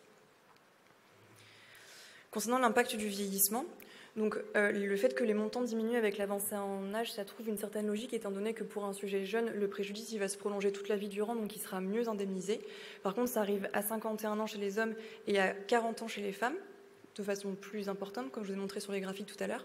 Donc on peut se demander si la sexualité, c'est pas considéré comme une période de la vie qui s'étend globalement de la puberté jusqu'à la ménopause pour les femmes et de la puberté jusqu'à l'arrivée des troubles de l'érection qui est un petit peu plus flou chez les hommes. Et on peut se demander aussi, parce que donc les femmes on voit leur montant diminuer de façon brutale dès 40 ans, si les hommes ne sont pas considérés plus longtemps comme légitimes dans leur sexualité et dans l'érotisme que les femmes. Donc ça, ce qu'on peut éventuellement mettre en lien avec les stéréotypes de beauté qui sont très stricts chez les femmes. D'ailleurs, dans notre étude, là, à la lecture des arrêts, à aucun moment il a été fait état dans un arrêt d'une femme qui avait une image dévalorisée de son corps, qui avait un impact sur sa libido ou sa vie sexuelle, alors qu'il y avait des femmes qui étaient amputées, qui étaient paraplégiques, etc. Et en plus, chez les femmes, ça survient à 40 ans, donc à l'âge auquel généralement les femmes ont déjà réalisé leur projet familial. Donc, dans tous les cas, les fonctions et l'investissement sexuel de la victime restent à évaluer à tout âge par l'expert. Concernant l'évaluation de la fonction sexuelle, donc, on a vu que pour les femmes, on avait une augmentation brusque des montants d'indemnisation à partir de 90% de DFP. Donc je vous ai mis des exemples de ce que ça représentait 60% et 90% de DFP. Donc c'est les états végétatifs, post-relationnels, des troubles cognitifs majeurs. En gros, c'est quand les femmes quand on n'a pas d'interaction avec l'autre. Donc on peut se demander s'il n'y a pas une mise en lien de la sexualité des femmes face à la sexualité d'un éventuel partenaire. Dans aucun des arrêts, on parlait des réactions physiologiques de désir féminin, donc lubrification vaginale, érection clitoridienne, ça n'était jamais mentionné. Donc on peut se demander si, par exemple, chez un traumatisé médulaire, l'expert ne va pas avoir tendance à rechercher assez facilement, spontanément, des troubles de l'érection, alors qu'il ne va pas forcément penser à rechercher des troubles dans les fonctions sexuelles féminines. Surtout que, oui, en fait, par exemple, si jamais en expertise, si jamais un homme a des troubles de l'érection, les thérapies qui vont permettre de favoriser ces érections, elles vont être prises en charge, elles vont être indemnisées au terme de ce qu'on appelle les frais de santé futurs. Donc on peut imaginer qu'en cherchant des dysfonctionnements au niveau de la lubrification vaginale, on pourrait aussi prendre en compte dans ces frais de santé futurs des lubrifiants. Donc, comme je vous ai dit tout à l'heure, il n'y avait aucune femme dans la catégorie iatrogène. Donc, quand on s'est penché sur les individus qui avaient été catégorisés dans cette catégorie, en fait, c'était donc uniquement des hommes de plus de 40 ans avec un retentissement psychique qui était décrit. Pourtant, donc, du coup, ça interroge qu'il n'y ait pas de femmes parce que les femmes, elles sont plus nombreuses à présenter des troubles psychiques. Donc, ils sont potentiellement traités par des médicaments qui sont quand même connus pour altérer la libido. On peut se demander s'il n'y a pas une recherche qui est moins systématique des effets indésirables médicamenteux sur la libido des femmes. Donc en gros, quelles étaient les pistes de réflexion? En fait, ça c'était mon sujet de thèse. Et donc on a élaboré un questionnaire, un auto-questionnaire qui était non genré, donc qui était le même pour les hommes et pour les femmes, qui explorait l'ensemble des facettes de la sexualité. Donc je vous ai mis un petit extrait là. Donc il y avait la satisfaction, l'acte sexuel et l'image de soi. Et en fait, la victime place une petite croix sur cette échelle, donc qui va de diminution à amélioration pour pas trop augmenter trop orienter la victime vers le fait que ça va moins bien. Donc sur ces petites échelles. Donc ça dispense évidemment absolument pas d'un entretien poussé au cours de l'expertise, mais ça peut être indicatif parce que du coup ça oriente l'expert et ça peut permettre justement, si la victime elle le fait toute seule dans son coin, d'exprimer des doléances qu'elle n'aurait pas forcément spontanément alléguées. Donc, en conclusion, l'indemnisation du préjudice sexuel, elle est équitable, donc à DFP égaux, entre les hommes et les femmes sur un mode quantitatif, donc c'est-à-dire sur le plan des montants d'indemnisation. Par contre, on a remarqué des tendances dans les motivations de cette indemnisation qui pourraient éventuellement être en lien avec des conceptions normatives de la sexualité. C'est pour ça qu'on a élaboré cet auto-questionnaire mixte qui permet une évaluation indépendante de l'âge et du sexe, qu'on est en train de tester actuellement dans le service. Et on peut se poser aussi la question du rôle des professionnels de santé en amont de l'expertise, donc le médecin expert ou bien des médecins qui vont suivre ces patientes qui peuvent être devenues victimes à un moment donné de leur vie et les sensibiliser justement au retentissement sur leur sexualité. Merci de votre attention.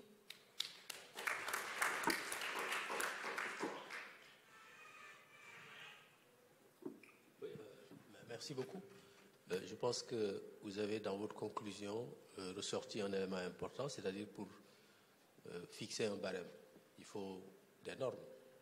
La grande difficulté, c'est comment normer la sexualité, parce que c'est tellement dépendant de la personne. Donc quand quelqu'un va présenter un déficit, on peut l'imputer à une agression par exemple, mais il y a tellement de facteurs confondants. Je ne suis pas expert, peut-être c'est à cause de ça que je me pose la question.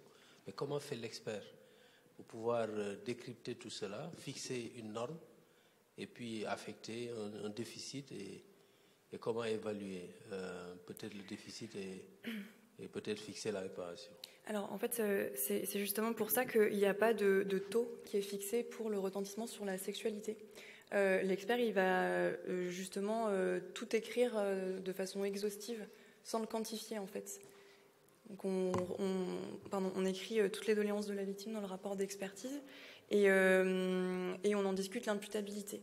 Par exemple, si jamais un patient a été amputé d'une jambe et dit qu'il est gêné pour réaliser certaines positions, on peut clairement dire qu'à cause des phénomènes douloureux dans cette position, il est possible que ce préjudice sexuel soit imputable en effet à cette amputation.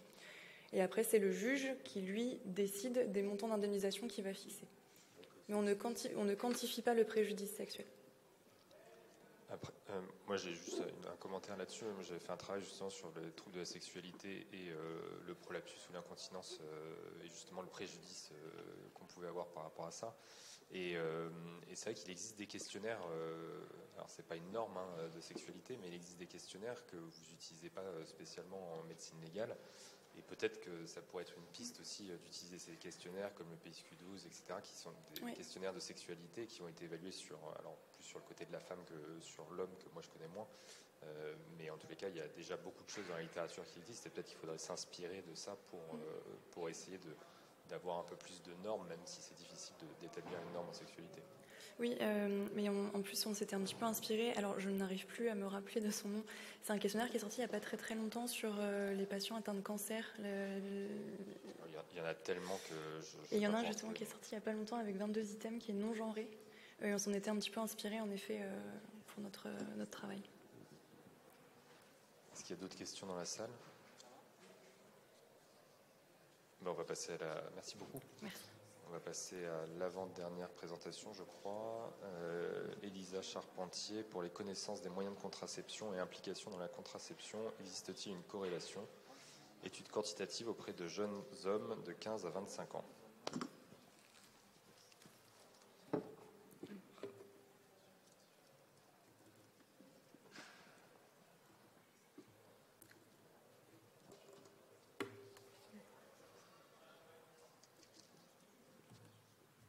Bah oui.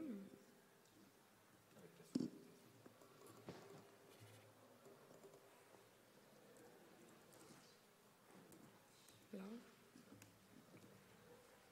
Et c'est sur la présentation d'en haut pour voir si c'est toi.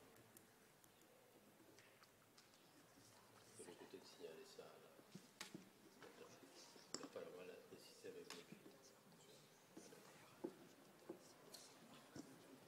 Non.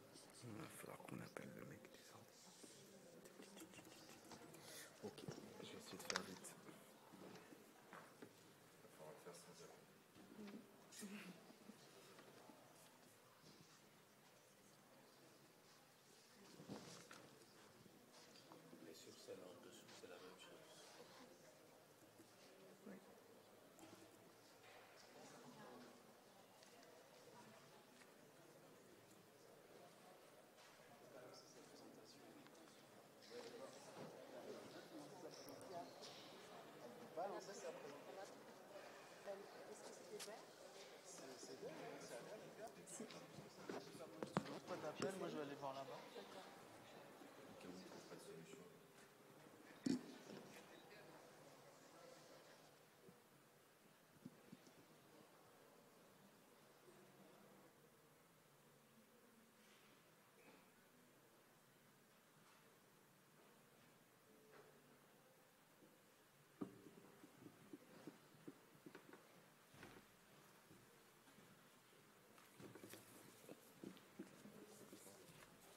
Ah, ça marchera pas. Pour la copier, ce que je peux faire, c'est peut-être recopier votre. C'est marqué sur quoi, vous savez? Présentation PDF. Et votre nom. Enfin, je veux dire, quand elle va ouvrir pour copier, elle voit juste présentation Oui. PDF. Il y en a deux. Il y a présentation orale et présentation PDF. Je sais pas orale. D'accord.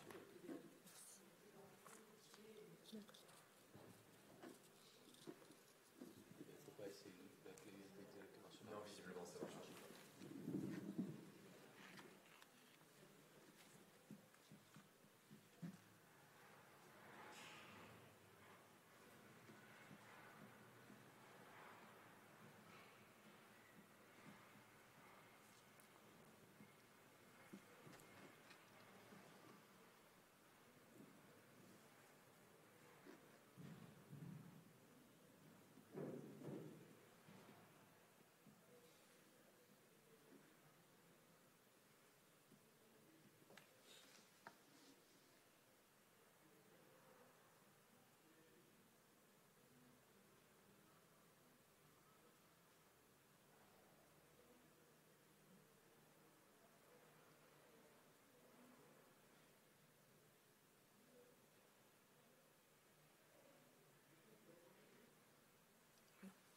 Du coup, bonjour, je suis Elisa Charpentier, étudiante en dernière année de sage-femme à l'école de Nice.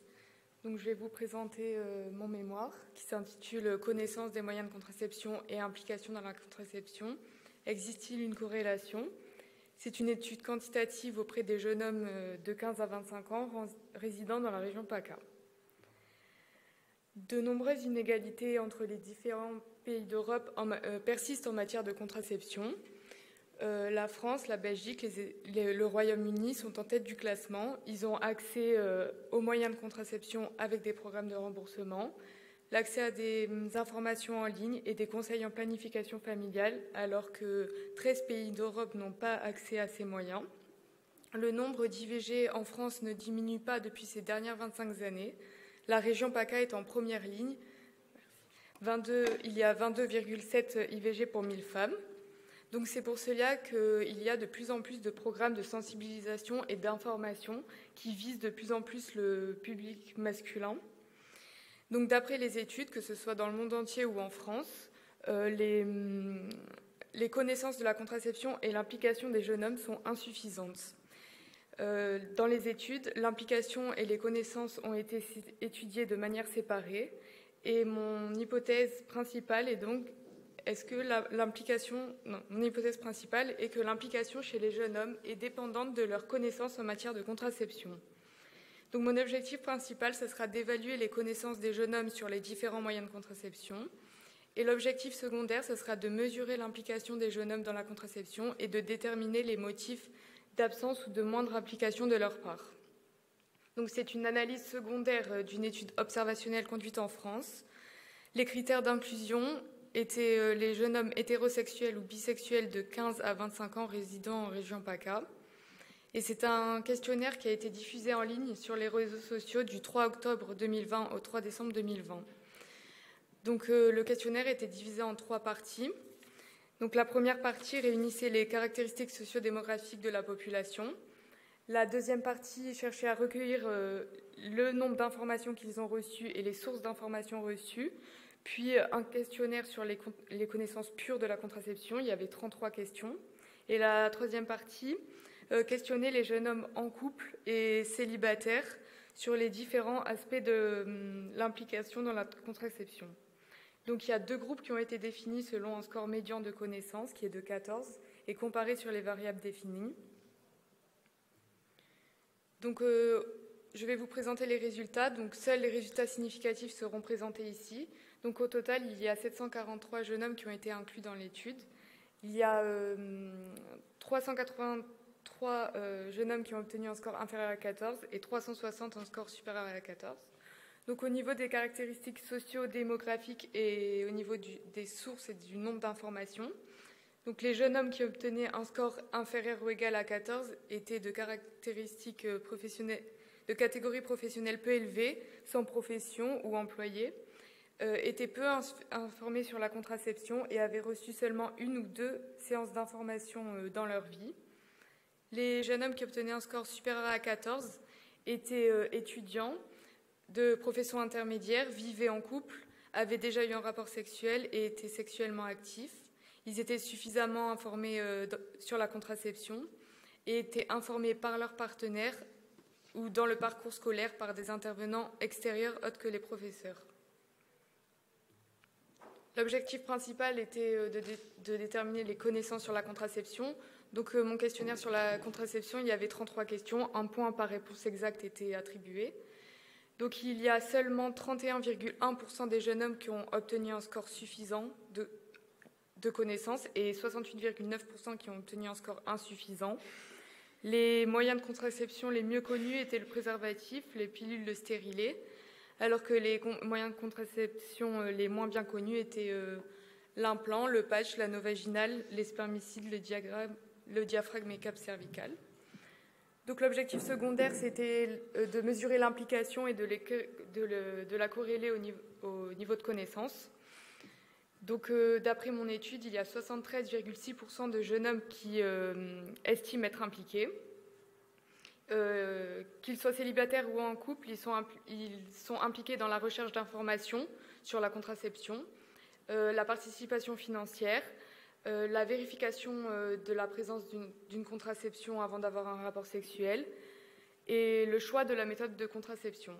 Et les jeunes hommes en couple étaient impliqués dans la communication avec leur partenaire et le rappel de la prise de la contraception. Donc, parmi les jeunes hommes qui obtenaient un score inférieur ou égal à 14, ils étaient peu impliqués dans la contraception. ne faisaient pas de recherche par eux-mêmes sur la contraception, achetaient seuls leurs moyens de contraception, ne vérifiaient pas la présence d'un contraceptif avant d'avoir un rapport sexuel, et si celle-ci était absente, avaient des rapports sexuels non protégés.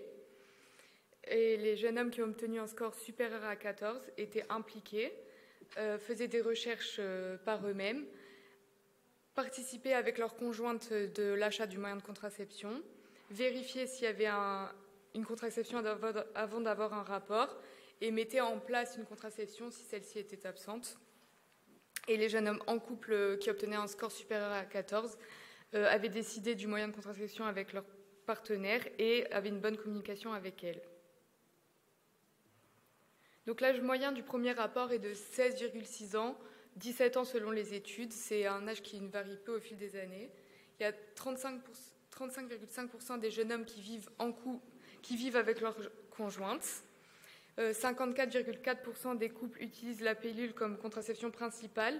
Il y a une augmentation de l'utilisation du dispositif intra-utérin chez les jeunes femmes de 20 à 24 ans. Donc la plupart des jeunes hommes ont reçu 3 à 4 séances d'information dans leur vie, mais le score de connaissance reste insuffisant. Seulement 13,5% ont reçu des informations provenant de leur médecin traitant. Selon l'INPES, les jeunes ont un niveau de confiance élevé envers les professionnels de santé.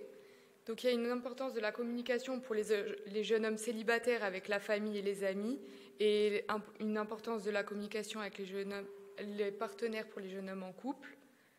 Donc d'après les études, les femmes ont de meilleures connaissances que les hommes en matière de contraception, d'où dans mon étude les meilleurs scores de connaissances pour les jeunes hommes en couple. Donc la majorité des participants pensent connaître la contraception alors que seulement un tiers obtient un score de connaissance suffisant. Et cette connaissance varie en fonction du milieu social et du statut affectif. Concernant l'implication, donc 3/4 des hommes se sentent impliqués et la perception de leur implication est juste.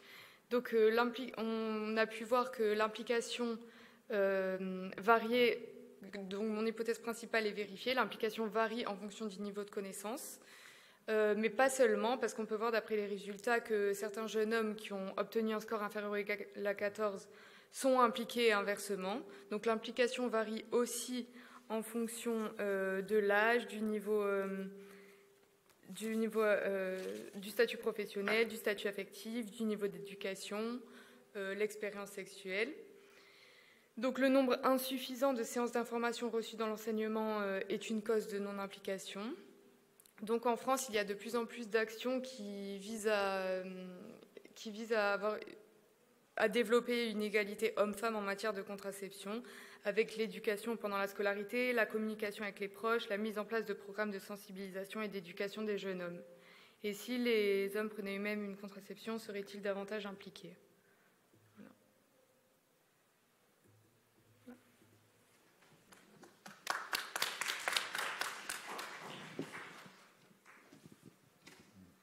C'est un sujet intéressant parce que dans nos pays, nous avons des taux de contraception relativement faibles. Malgré tous les moyens déployés, on se rend compte que la progression est faible. Et on s'est rendu compte après que parce que les hommes n'étaient pas suffisamment impliqués, surtout dans la relation de couple où l'homme quand même continue à avoir un poids dans la décision.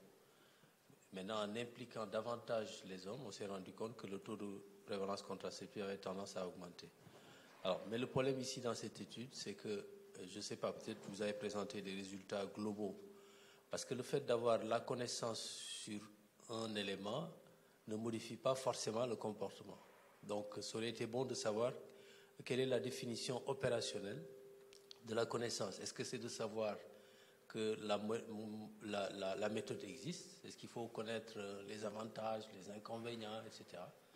À ce moment-là, on pourrait peut-être mieux apprécier l'importance des résultats auxquels vous êtes parvenus. L'autre élément, c'est peut-être de voir la contraception chez l'homme, c'est essentiellement les préservatifs. Est-ce que vous avez fait une étude, enfin vous avez étudié l'utilisation effective? Parce que l'implication, la meilleure implication, c'est l'utilisation effective. Est-ce que vous avez étudié le taux d'utilisation du préservatif chez les hommes qui déclarent avoir des connaissances suffisantes? Non, j'ai pas visé le. Est-ce qu'il y a des questions? Vous voulez dire quelque chose? Bon, merci beaucoup.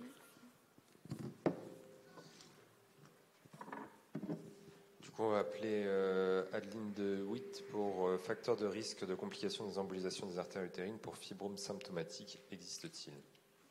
Merci.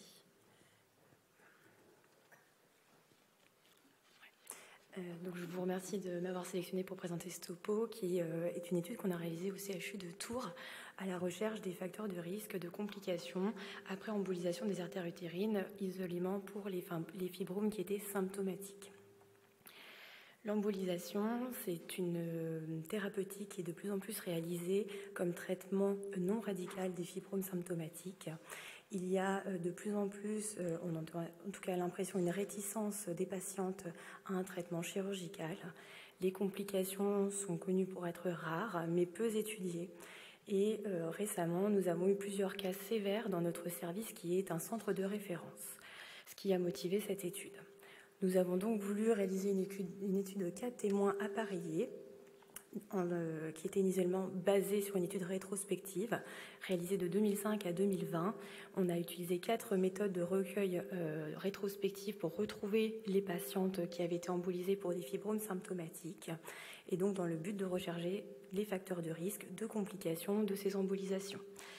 Nous avons en parallèle réalisé une étude de perdu de vue et de prévalence des embolisations pour évaluer vraiment la pertinence de cette étude. Les critères d'inclusion étaient donc d'avoir un traitement par embolisation des artères utérines pour fibrome entre 2005 et 2020 qui correspond en fait à la totalité de notre logiciel informatique. Et les patients devaient présenter au moins une complication, à savoir infection, douleur, métrorragie, expulsion ou échec de traitement, et je les détaille juste après. Dans les critères d'exclusion, on a exclu les patientes qui avaient des embolisations pour fibrome plus autre pathologie ou une autre pathologie isolément, à savoir cancer et adénomiose, ou des embolisations préopératoires. Les complications que l'on avait considérées comme non sévères selon la classification SIR de radiologie et les complications de procédure à type de complications vasculaires ont aussi été exclues. Donc, secondairement à cette étude rétrospective, on a voulu faire une étude cas témoins appareillés. 2 témoins avaient été sélectionnés pour chaque cas et ils avaient été appareillés sur 3 critères. L'année d'embolisation à plus ou moins 6 mois, l'âge de la patiente aussi à plus ou moins 6 mois et le département d'habitation, sachant qu'on est le seul centre réalisant des embolisations dans la région centre. Il y avait 4 patients de notre étude rétrospective qui n'avaient pas de témoins appareillés sur ces 3 critères et donc qui ont été exclus de l'étude secondaire cas témoins. Donc le critère de jugement principal, comme je vous le disais juste avant, c'était d'étudier les facteurs de risque. Donc on a pris tous les facteurs de risque retrouvés et discutés dans la littérature, plus certains qui nous posaient nous-mêmes questions par rapport aux cas que l'on a retrouvés dans le service, à savoir l'IMC, l'infection lors du geste, la présence d'un stérilet et surtout l'association dispositif intra-utérin et adénomiose, le volume utérin, le volume isolément sinon du plus gros fibrome, la présence d'un fibrome sous-muqueux, le type de particules d'embolisation, le volume de ces particules et le volume de cuiraspon. Et on a, pareil, on a étudié s'il y avait un geste associé réalisé en même temps ou juste en parallèle de cette embolisation. Donc plus spécifiquement par rapport à cette classification SIR de radiologie 2017, les complications étudiées devaient être classées comme sévères de grade 2, avec donc les infections qui devaient nécessiter des antibiotiques par IV, une réhospitalisation ou qui avaient montré une bactériologie positive, des douleurs nécessitant un traitement IV ou des paliers 3 ou une réhospitalisation, des métrorragies, une expulsion qui ne devait pas être que décrite sur la radiologie post-interventionnelle, une réhospitalisation, peu importe le type, la cause, et l'échec de traitement. Donc ça, c'est le flowchart de l'étude rétrospective pour vous montrer un petit peu les différentes façons que l'on a colligées pour pouvoir retrouver un maximum de patientes. On a fait d'abord une étude par mots-clés qui a permis de récupérer 68 patientes éligibles, puis une étude par système de codage avec les différents mots-clés de codage des complications et fibromes et embolisation. On a bien vu qu'on ne retrouvait pas toutes nos patientes sources et donc on a réalisé ensuite une étude en chaînage d'hospitalisation, donc entre la gynécologie, la radiologie interventionnelle et les différents secteurs où les patientes pouvaient être hospitalisées pour les complications, que ce soit la gynécologie, le passage aux urgences, les réanimations, la maladie infectieuse. Et dans notre étude pour rechercher les témoins, nous avons encore retrouvé des patientes. Donc au total, on avait dans l'étude rétrospective 73 patientes et au final 69 dans l'étude cas témoins, parce qu'il y en a 4 qui n'avaient pas de cas avec les 3 critères d'appariement. Donc en priorité, nous avons fait cette étude de prévalence pour évaluer la pertinence de cette étude. Donc, dans notre centre, qui est un centre référence, via les codages CCM et SIM10 concernant les embolisations et les fibromes, on a réalisé sur 15 ans presque 1300 embolisations, dont la majorité est 1172 pour des fibromes. Toutes les patientes qui sont embolisées dans notre service ont une consultation et une IRM de contrôle qui sont prévues à 6-8 mois post-intervention. Et via cette recherche d'actes dans le système de codage, on a pu vérifier qu'elles avaient bien réalisé cette IRM et cette consultation de contrôle. Et donc, nous avions retrouvé que 28 patientes qui n'étaient pas venues, donc seulement 2,4% de perdu de vue.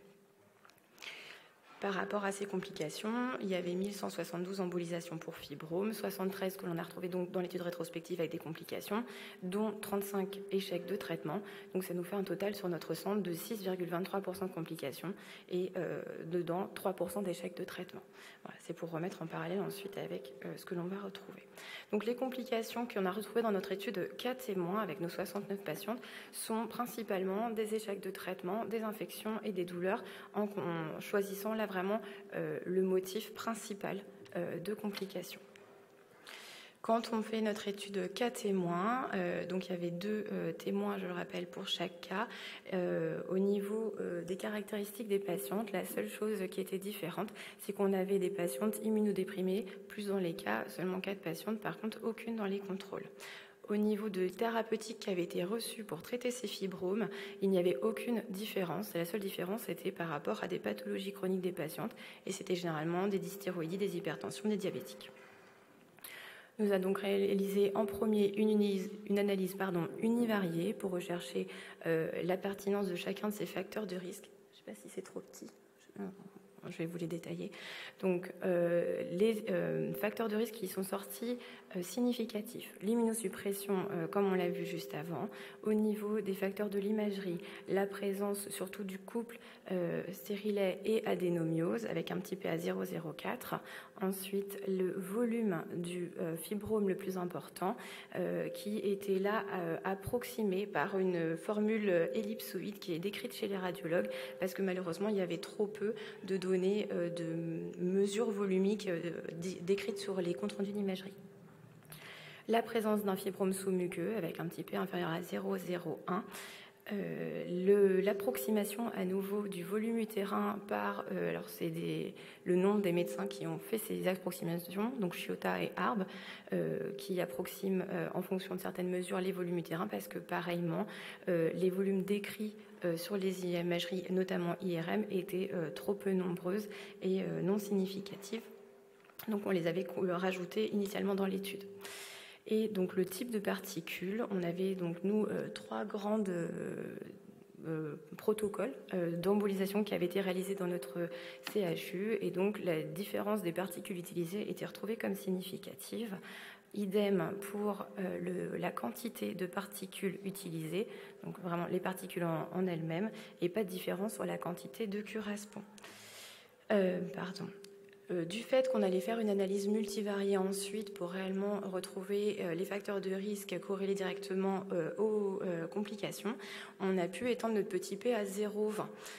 Ce qui fait qu'on a pu rajouter dans l'analyse multivariée le BMI, l'infection qui était présente au moment du geste, la présence d'un stérilet, le nombre de fibromes qu'on avait utilisé en variable catégorielle de moins de 3 ou plus de 3.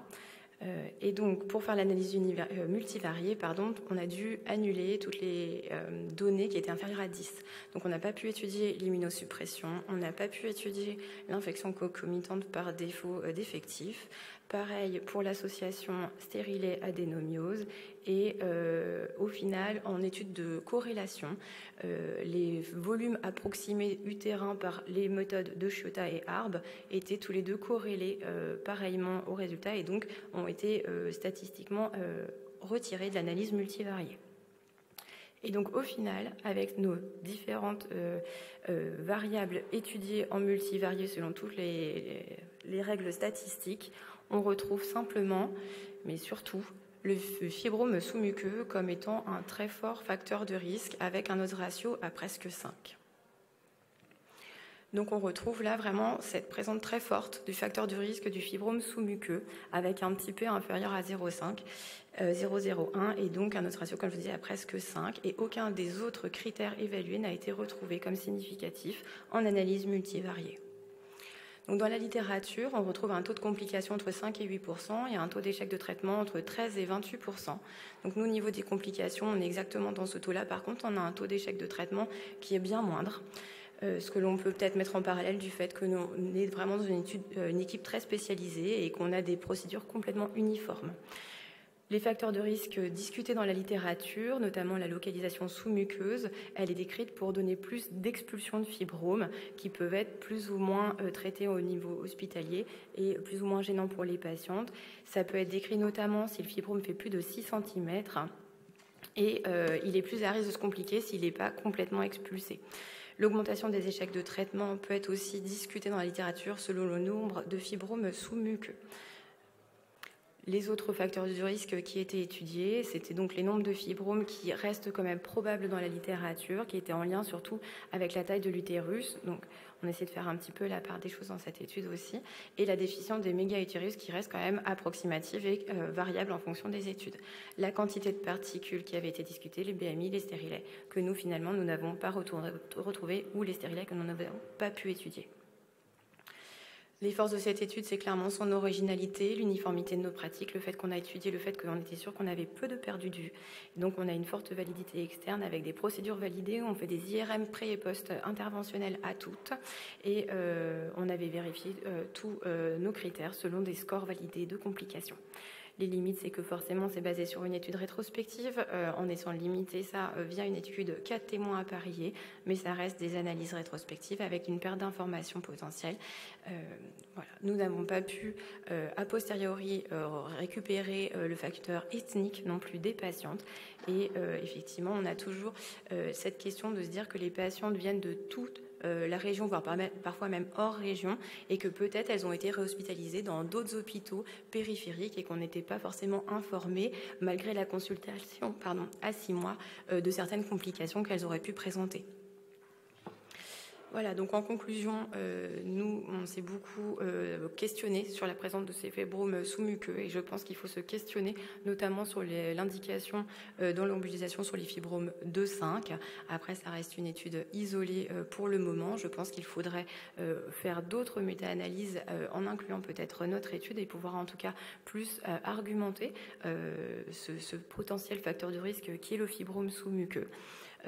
Sachant qu'en plus les patientes décrivent une meilleure qualité de vie en post-opératoire plutôt qu'en post-embolisation, ce qui peut être aussi mis dans la balance quand on discute avec les patientes des indications de traitement. Voilà, nous on s'est vraiment positionné sur le fait de se dire que dans l'intervalle, il faut considérer ces différents facteurs de risque, il faut en discuter avec les patientes et clairement il faut organiser une surveillance et un suivi adapté. Je vous remercie.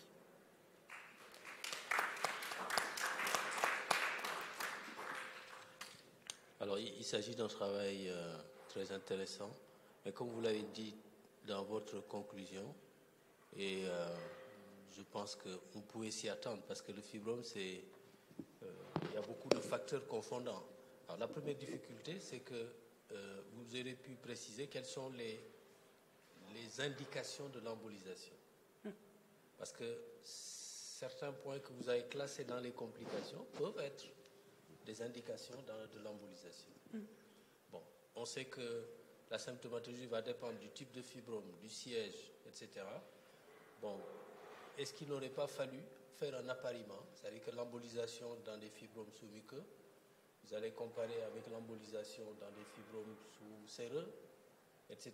C'est-à-dire qu'il y a un problème d'appariement véritable. Est-ce que les populations que vous avez comparées étaient vraiment des populations comparables? Le seul élément différent, ce serait la pratique de l'embolisation. Alors c'est vrai qu'on a pris en considération la présence du fibrome sous-muqueux dans les facteurs de risque et même dans la description de la population, parce que ça avait été effectivement décrit dans la littérature. Après, c'est vrai que nous, notre pratique d'embolisation, on a vraiment un principal opérateur qui a formé toute son équipe et ils ont vraiment leur procédure qui est très uniformisée. Alors, la dernière question, c'est dans la conclusion. Est-ce qu'il faut retenir de votre étude que dans les fibromes sous-muqueux, bon, il faudrait peut-être déconseiller aux patientes de se faire une embolisation parce qu'il y a plus de complications? Alors, je pense qu'on ne peut pas conclure juste sur notre étude. Il faudra la mettre en parallèle avec d'autres. Mais je pense que voilà, c'est quelque chose à discuter avec les patientes. Et puis peut-être vraiment relire l'imagerie. Si c'est un fibrome 2,5 qui est vraiment protrué au niveau de la muqueuse, quelque chose qui serait effectivement beaucoup plus à discuter avec la patiente. Bien sûr, à mettre en parallèle avec son âge, son désir de grossesse, voilà, tout le contexte. Mais, Nous, c'est vrai que dans notre pratique, où je suis à Nantes, à partir du moment où il y a une composante sous-muqueuse, on ne fait pas d'embolisation. Enfin, c'est pas dans nos pratiques de le faire, parce que ça fait partie des facteurs de risque, en tous les cas, quand ils sont sous-muqueux complets. Donc c'est vrai qu'on, par extension, on ne le fait pas. Mais vous, visiblement, dans votre équipe, vous avez tendance à le faire. Après, c'est vrai que quand on a une équipe dynamique d'embolisateurs, ils élargissent aussi leurs indications de manière importante. Donc voilà, après c'est une discussion multidisciplinaire de savoir jusqu'à où on pousse l'embolisation. Et c'est vrai qu'il faut quand même rappeler aux patientes que ça fait mal en post-embolisation, l'embolisation. Et donc finalement, ça concerne des patientes qui sont vraiment contre la chirurgie. Enfin, moi, c'est l'impression que j'en ai dans les discussions avec les patientes, celles qui vont à l'embolisation. Souvent, elles viennent même nous voir en nous disant on veut faire une embolisation. Enfin, moi, c'est comme ça à l'hôpital, c'est. Quand je leur parle de l'embolisation, celles qui n'avaient pas prévu, elles me disent bon, non, en fait, je viens pas pour ça. Mais par contre, celles qui veulent, elles viennent avec cette idée-là. Est-ce que vous avez des commentaires dans la salle? Et du coup, on va conclure cette session. Merci à tous pour votre participation.